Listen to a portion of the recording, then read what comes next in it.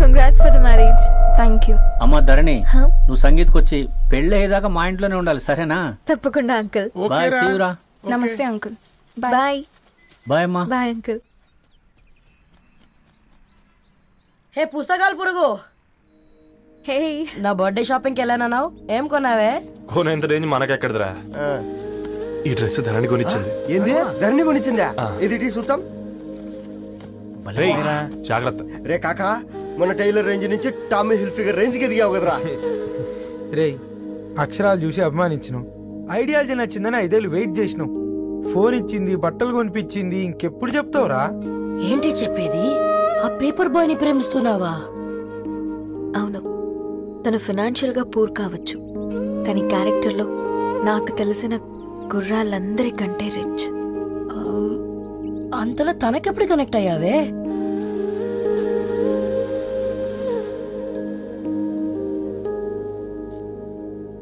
నా ఐడియాలజీకి దగ్గరగా ఉంది. అంకుల్ చెప్పమ్మా. ఇది న్యూ బుక్ కదా, అప్పుడే ఎవరు తీసుకెళ్లారు? ఓ అదే అమ్మా, పేపర్ బాయ్ రవి తీసుకెళ్ళాడు. Paper boy రవియా?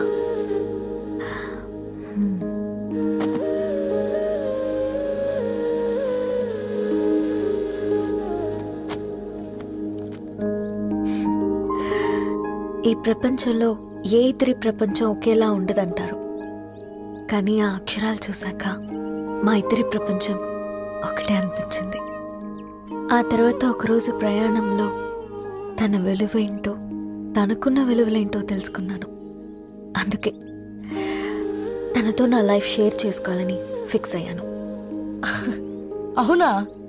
మరి ఇంతకీ ఈ విషయం అతనికి ఎప్పుడు చెప్తున్నావే? ఎల్లుండి తన ఫ్రెండ్ పూర్ణ బర్త్డే ఉందిరా, ఆ పార్టీలోనే చెప్దాం అనుకున్నాను.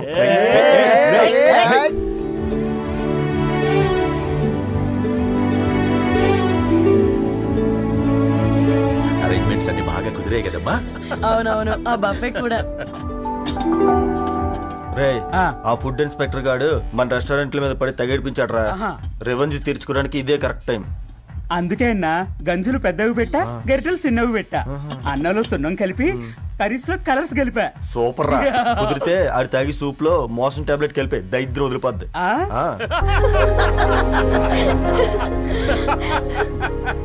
బంగారం, కేక్ కట్ చేద్దామా? 2 minutes డాడీ, ఒక ఇంపార్టెంట్ ఫ్రెండ్ రావాలి. ఎవరు? ఎక్కడే?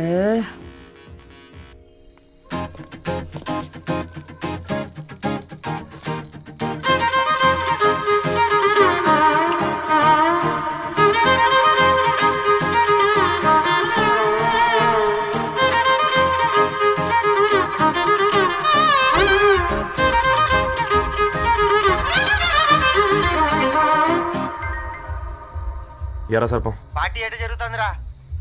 ఓర్ని మా నెలల్లో పెళ్ళిళ్ళు కూడా ఇలా జరగవు కదరా. అవునా? ఇంతకీ ధరణికి చెప్పినావరా? చెప్పాలంటే కొంచెం టెన్షన్గా ఉందిరా. తోడుగా మీరు వచ్చుంటే బాగుండేది. బండది పిలవకుండా మేమేటొచ్చు అమ్మాయి, ముందెళ్ళి ధైర్యంగా చెప్పుపో. సరే సరే.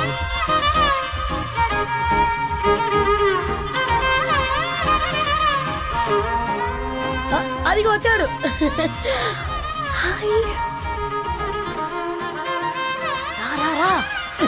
వీడా? నువ్వు ఇంపార్టెంట్ గెస్ట్ అంటే నేను ఎక్కడో ప్రెసిడెంట్ రేంజ్ లో ఊహించుకున్నాను. మన పేపర్ బాయ్ గడా చేయలేదమ్మా బడవా. Thanks for coming.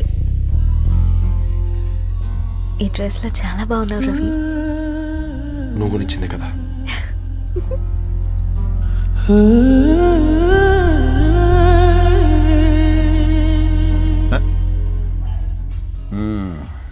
ఫ్రెండ్స్, పిల్లకాయలందరూ కాక్టైల్ కోసం వెయిటింగ్ అని నాకు తెలుసు, కానీ మీరు మాకు దొరికేదే ఇలాంటి బర్త్డే పార్టీలకు.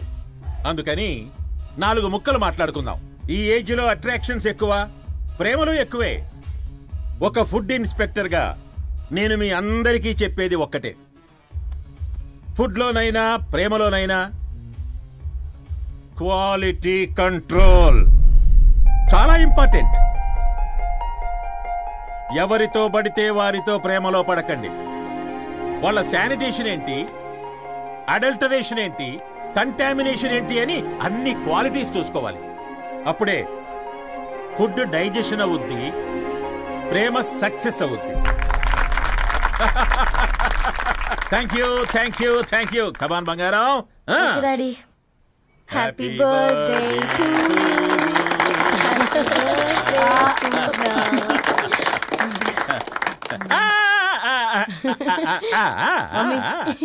Happy birthday Poorna. ఏంటే పూర్ణ, లవ్ లో పడ్డావా? మీ డాడీ ఏంటి ప్రేమ క్లాసులు తీసుకుంటున్నాడు? మనకు అసలు ఫుడ్ గురించి తప్ప ప్రేమ గురించి తెలియదే. ఆరవ్, అసలు ప్రేమ అంటే ఏంటి? ప్రే అంటే ప్రేమించడం, మా అంటే మార్చేయడం. అది నీలాంటి వాడికిరా. రవి నువ్వు చెప్పు. ప్రేమ అంటే ఆక్సిజన్ లాంటిది. అది కనిపించదు కానీ బ్రతికేస్తుంది. ఇంతకీ తనని మాకు ఇంట్రొడ్యూస్ చేయలేదు. He's Ravi, my boyfriend. Hi, this is Ishani. Hi, I Maarav. Hello అండి. హాయ్ తేజ. అయితే ఇప్పుడు నీ బాయ్ ఫ్రెండ్ నే క్వాలిటీ కంట్రోల్ టెస్ట్ చేద్దాం. ఏం చేస్తున్నారు? He's a software engineer. Oh nice. What's your CTC bro? 12 per annum.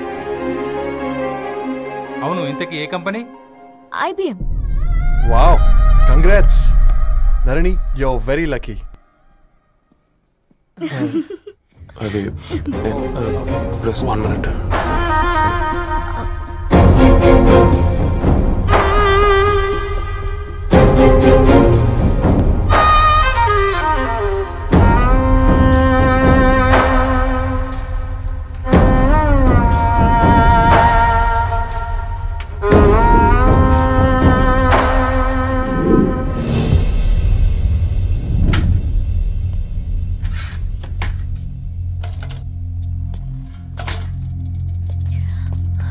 Ravi, మధ్యలో వెళ్ళిపోతున్నావేంటి రవి? చివరిదాకా కలిసి నడవలేమో తెలిసినప్పుడు వెనక్కి వెళ్ళిపోవడమే కరెక్ట్ అనిపించింది. వాళ్ళతో అలా అబద్ధాలు చెప్పినందుకు కోపం వచ్చిందా? లేదు, నిజాలు దాచినందుకు బాధ అనిపించింది. నువ్వెవరో గద్వాలరెడ్డి గారి కూతురు అని నేను నిన్ను ప్రేమించలేదని. నేను చూడడానికి ముందే నీ ఆలోచనలు, నీ భావాలు నేను ప్రేమించాను. నువ్వు చాలా మంచిదని ధరణి. అంటే మొదట్లో నేను ఎలాగైనా కలవాలి, ఒక్కసారైనా మాట్లాడాలని చాలా ట్రై చేసేవాడిని ధరణి. కుదిరేది కాదేంటో. అలాంటిది నువ్వు నాతో ఫ్రెండ్షిప్ చేసావు. నేను నెలంతటికి తాకితే 300 అవుతారని. నువ్వు ఎక్కడికి తీసుకెళ్ళవే? ఏంటా ప్లేస్ అది? Star bucks. కప్పుకు 300 ఏంటారండి, పిచ్చ ఎర్రా. ఈ చుట్టూ మా వీధిలో కట్ చేస్తే 50. నువ్వు తీసుకెళ్ళిన కుక్కర్లో 1000. అప్పుడు ప్రైసెస్లోనే అనుకున్నాను, ఇప్పుడు పర్సన్స్లో కూడా తేడా కనిపిస్తుంది. రవి, నేను అసలు ఎందుకు చెప్పాల్సి వచ్చిందంటే అది ఈ కారణాలు నీకుంటే ధరణి. నేను చదువుకున్నాను, బీటెక్ చేశాను తెలిసాక నాకు దగ్గర నేనే నోటీస్ చేయలేదు. కరెక్ట్. ఒక ఫోన్ కొనిస్తే గిఫ్ట్ అనుకుని సంబరపడిపోయానే. స్టాండర్డ్ అది అర్థం చేసుకోలేకపోయాను. ఈ షర్ట్ గురించి నీట్గా టక్ చేసుకున్నామంటే నిజంగా ప్రేమ అనుకున్నాను ధరణి. ఈ ప్రెజెంటేషన్ ప్రిపేర్ చేసావా? నాన్సెన్స్ రవి, నీకేమైనా పిచ్చా? ధరణి, ఇక్కడ బాధపడాల్సిన విషయం ఏంటంటే నువ్వు కూడా అందరిలాగే ఆలోచించావు.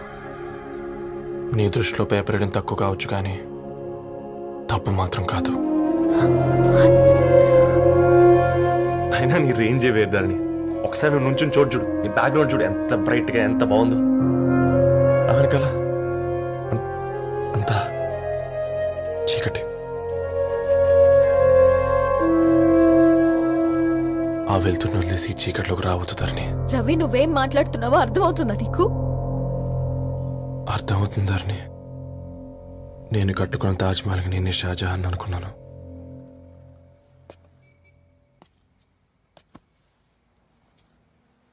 కూలీనేనా?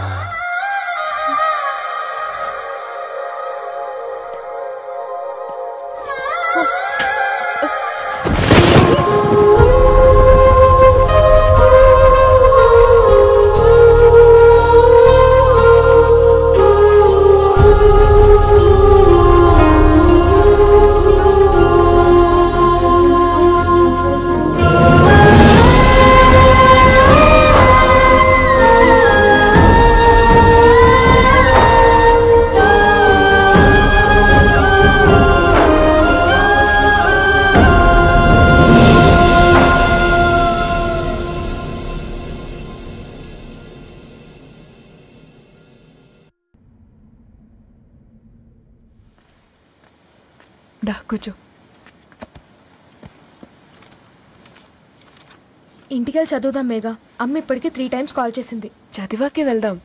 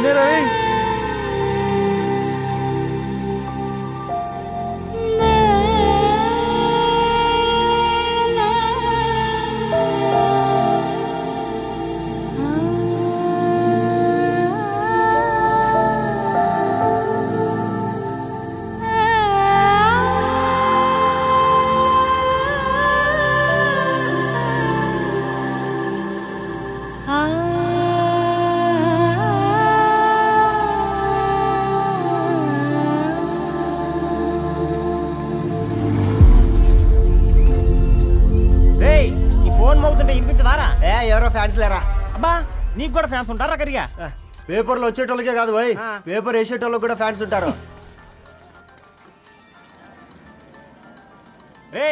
ఫ్యాన్ కాదు, ఏసీ కాదు, ఎవడో అప్పు అంట ఓ మొత్తుకుంటున్నాడు. ఎత్తమంటావా? వద్దురా స్వామి, అప్పు అంటే ఎవడో కాదు, అప్పులోడు. నువ్వు ఎత్తుతే నేనైపోతా. ఇందిరా అట్లున్నావు? ఏం లేదురా. లేదురా, ఏదో ఉంది. 4 రోజుల నుంచి ఒకరికి వెళ్ళిన పేపర్ ఇంకొకరికి ఎత్తనంట. మనోడి మీద కంప్లైంట్ వచ్చిందని పేపర్ అడ్డ దగ్గర మాట్లాడుకుంటాను. పేపర్ మారితే ఏముందిరా, న్యూస్ మారదు కదా, దానికే కంప్లైంట్ ఇచ్చారా? నువ్వు ముయ్యబే, నేను మాట్లాడుతుంది వాళ్ళ గురించి కాదు, మనోడి గురించి. 3 బాలేదు, వదిలేండి. 3దేముందిరా, సాయంత్రం 4 పెగ్గులు వచ్చే సెట్ అవుతుంది.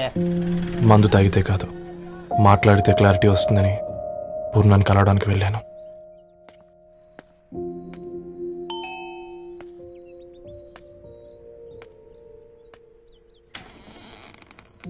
ఏంటి బిల్ కోసం వచ్చావా?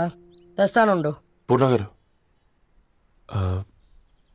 తనకి ఎన్నిసార్లు కాల్ చేసినా లిఫ్ట్ చేయడం లేదు. మీరు ఒకసారి. నేనైతే నీ నెంబర్ బ్లాక్ చేసేదాన్ని.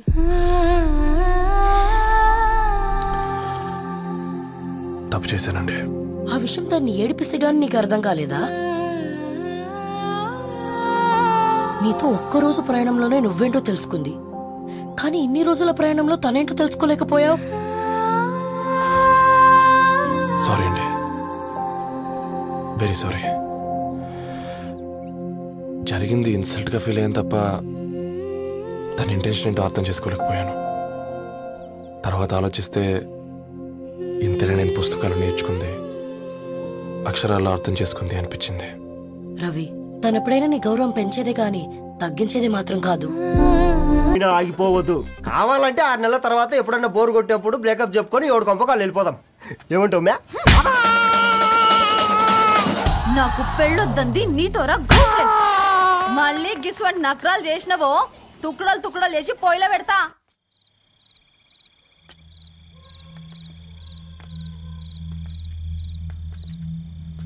ఫోన్ పికప్ చేయట్లేదమ్మా. ఇంకొకసారి ట్రై చేయవే. ఇన్ఫర్మేషన్ ఇవ్వకుండా ఇంత రాత్రి దాకా మీ నాన్న ఎప్పుడు బయట ఉండరు. నువ్వు టెన్షన్ పడకమ్మా.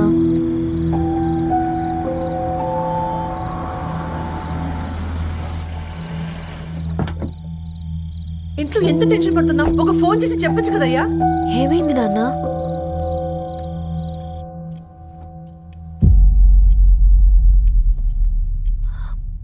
ఏంటి నాన్న అలా ఉన్నారు? ఏమైంది? సాంబశివరావు అంకుల్ ఉన్నారు కదా. ఏమైంది అన్నయ్యకి? మొన్నే కదా పెళ్లి కాడొచ్చి వెళ్ళారు. సాంబశివరావుకి ఏం కాలేదే. వాళ్ళ అమ్మాయి గీత ఉంది కదా, తను సూసైడ్ చేసుకుని చనిపోయింది. వారాల్లో పెళ్లి పెట్టుకుని తన సూసైడ్ చేసుకోవడం ఏంటి నాన్న? పొద్దున ఆఫీసులో కూడా వారం రోజుల్లో నా బిడ్డ లండన్ పోతుంది, ఈసారి సమ్మర్ హాలిడేస్కి నేను కూడా వెళ్తానన్నాడమ్మా. కానీ సాయంత్రానికల్లా అంతా అయిపోయింది. అంత పని ఎలా చేసింది అయ్యా పిచ్చి పిల్ల? ప్రేమ ఎవరినో ఇష్టపడిందంట, ఇంట్లో చెప్పడానికి భయపడింది. ఇంతలో పెళ్లి దగ్గర పడింది, అంతే. అయినా మీ జనరేషన్ పిల్లలంతా ఇలా ఉన్నారేంటి బేట? ప్రతి చిన్న విషయం ఇంట్లో చెప్పే మీరు ఈ విషయం చెప్పలేరా? చెప్తే తిడతారు లేదా కొడతారు, కానీ చంపుకోరు కదమ్మా. చెప్పే రకంగా చెప్తే పిల్లల మీద ప్రేమతో ఒప్పుకుంటారు కదమ్మా.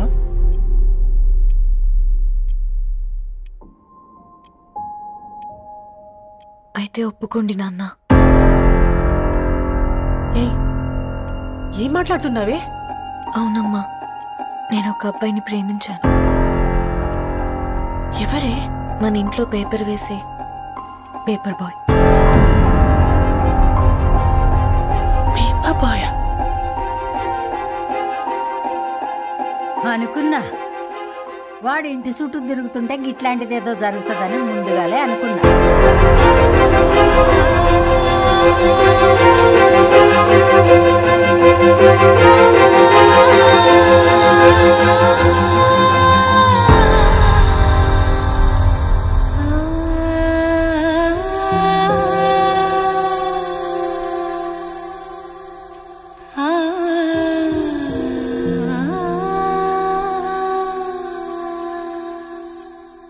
ఏం ఆలోచిస్తున్నారు నాన్న?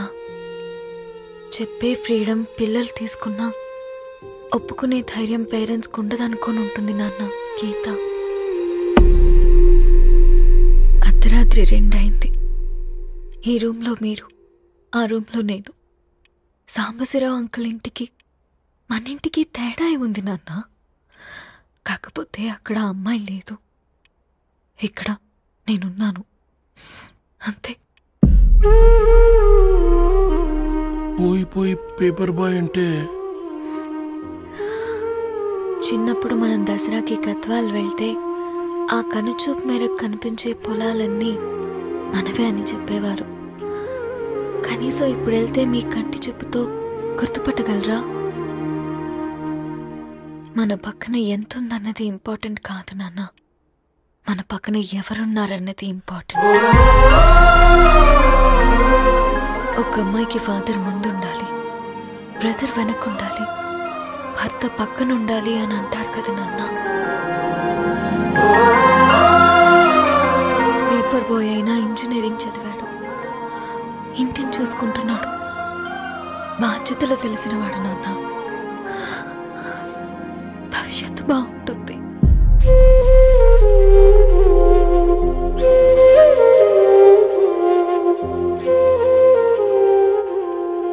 సరే బేటా, మంచి రోజు చూసుకొని ఓసారి వాళ్ళని మన ఇంటికి రమ్మందాం. థ్యాంక్ యూ నాన్న, థ్యాంక్ యూ సో మచ్.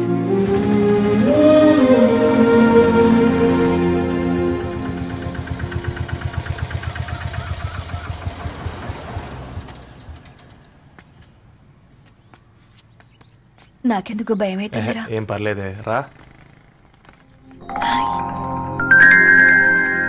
నమస్తే అండి. నమస్తే అమ్మా. బాగున్నారా? నమస్తే సార్, బాగున్నామండి. బాబు, ఆటో అయినా పంపించరా?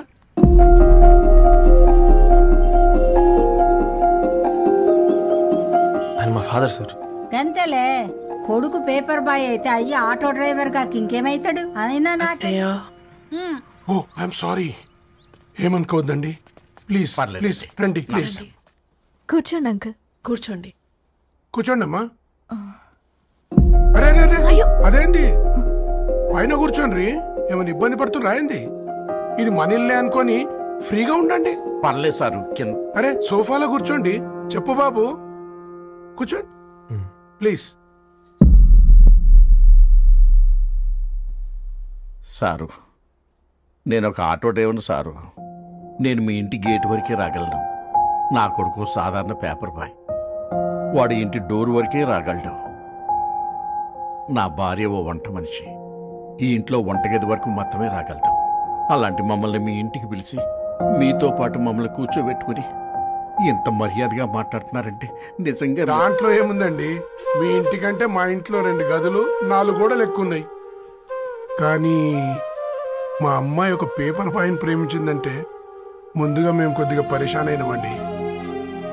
కానీ ఎప్పుడైతే మా డాటర్ మాతో మాట్లాడిందో మాకు విషయం అర్థమైంది. అబ్బాయిలు నచ్చితేనే ప్రేమిస్తారు, అమ్మాయిలు నమ్మితేనే ప్రేమిస్తారని. అందుకే మేము ఈ నిర్ణయం తీసుకున్నామండి. మీరేంటి అమ్మాయిలు? కూర్చోండి.